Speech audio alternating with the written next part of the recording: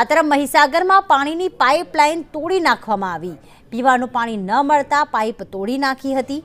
Pipeline તોડતો video viral થઈ રહ્યો છે। બાલાસિનોર નગરના ઇન્દિરાનગરનો આ બનાવ, જેમાં પીવાનું પાણી ન આવતા વચ્ચેથી પાઇપલાઇન તોડી નાખવામાં આવી અને ત્યાંના લોકો પાણી ભરી રહ્યા છે।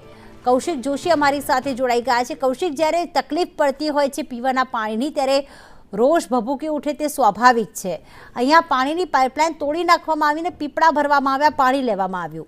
શું વિગતો સામે આવી છે આ અંગે?